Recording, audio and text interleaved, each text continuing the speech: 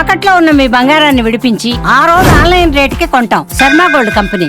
జమ్మూ కాశ్మీర్లో ఉగ్రదాడులు సృష్టించిన భీభత్సం తెల్లటి మంచు ప్రాంతంపై ఎర్రటి రక్తాన్ని పరిచింది. టూరిస్టుల రాకతో అప్పటి వరకు ఆహ్లాదకరంగా ఉన్న ఆ ప్రాంతం ఉగ్రవాదులు కురిపించిన బుల్లెట్ల శబ్దాలకు వణికిపోయింది. ఐడి కార్డులు పరిశీలించి వద్దన్నా వదలకుండా వెంటాడి చంపేశారు. దీంతో అనంతనాగ్ జిల్లాలో ఉగ్రదాడికి పాల్పడిన ముష్కర్లను గుర్తించే పనిలో నిఘా వర్గాలు నిమగ్నమయ్యాయి. అందులో భాగంగా 3 ఉగ్రవాదులు ఊహా చిత్రాలను విడుదల చేశారు. ఇదిలా ఉంటే ఈ కాల్పులకు తామే బాధ్యులమంటూ ఇప్పటికే లష్కర్-ఏ-తోయిబా ప్రకటించింది. ఆ సంస్థ top commander Saifullah Kasuri alias Khalid ఈ ఘటనకు ప్రధాన సూత్రధారి అని నిఘా వర్గాలు స్పష్టం చేశాయి. అలాగే రావల్కోట్లోని ఇద్దరు వ్యక్తులతో ఈ ఘటనకు ప్రమేయం ఉందని వెల్లడించాయి. ఆ దిశగా నిఘా వర్గాలు తమ దర్యాప్తును ముమ్మరం చేశాయి.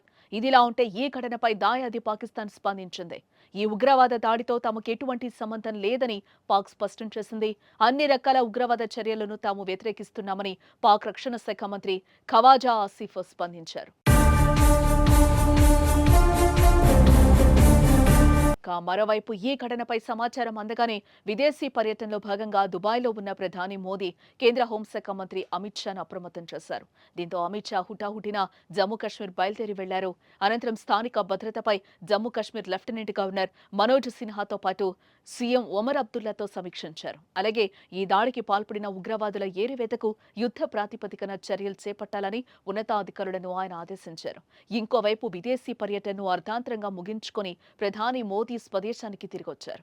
అనంతరం జమ్మూ కాశ్మీర్ భద్రతపై జాతీయ భద్రతా సలహాదారు అజిత్ దోవల్తో పాటు విదేశీ వ్యవహారాల శాఖ మంత్రి జయశంకర్తో మోదీ అత్యవసరంగా సమావేశమయ్యారు.